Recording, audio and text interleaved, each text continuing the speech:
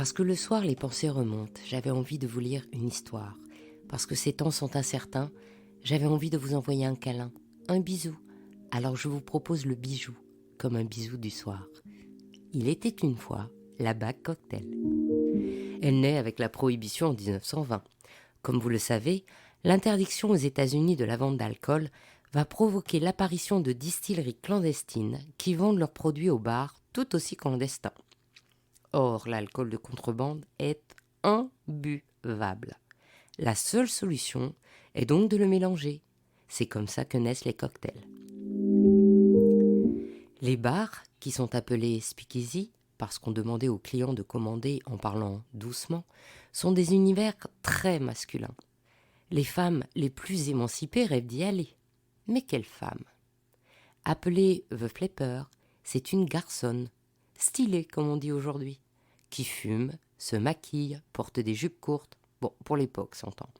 Elle aime le jazz et boit de l'alcool. Alors, quand elle est là, il faut qu'elle soit vue et qu'on la voie en train de boire. Pour attirer l'attention sur la main qui tient le verre, elle se met à arborer des bagues colorées et imposantes, des bagues qui n'ont aucun des marqueurs sociaux habituels, c'est-à-dire qui ne ressemblent pas à une bague de fiançailles. La bague est donc très voyante en taille comme en couleur.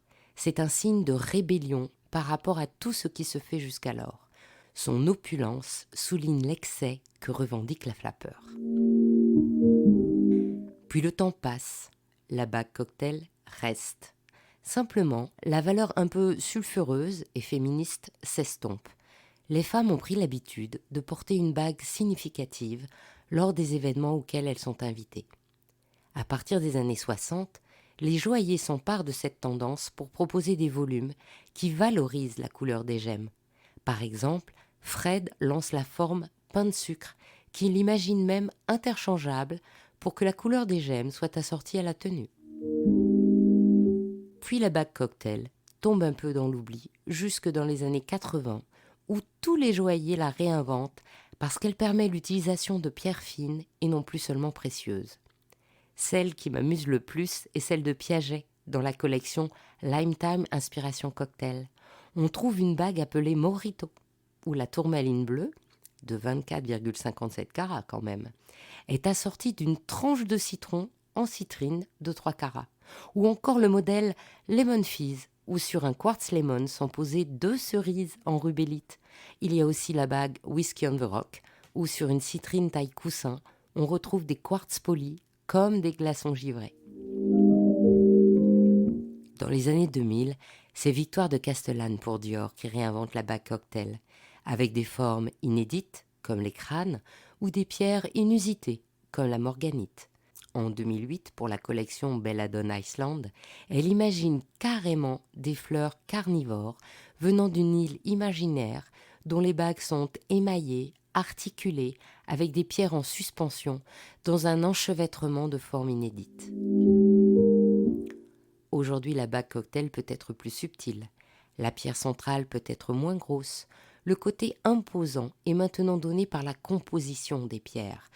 Ce qui fait qu'elle est cocktail, c'est la couleur. Et c'est le dessin qui donne l'intention, la lecture du bijou. Par exemple, la bague Ciotoli de Melerio rend hommage aux îles Borromée, qui est à la fois le berceau de la famille Melerio et le lieu emblématique de l'élégance italienne. La bague évoque les formes des galets de la plage, avec une émeraude taille coussin de 40,52 carats, entourée de plein de pierres taillées ou en cabochon, où se côtoient les chrysoprases et les émeraudes, les saphirs bleus ou violets et les diamants. Pour la bague Nkuma, qui résulte de l'association de la maison Maton avec l'artiste Emeline Pio, la recherche des formes est une pure poésie. De profil, on voit 2 papillons posés sur un rayonnement floral, mais si on regarde au-dessus, la scène change. Les papillons bleus émaillés enserrent un spinel de feu. Il a fallu 370 pierres pour composer cette flamboyance de couleurs. La bague cocktail n'a pas fini de nous surprendre et de se réinventer.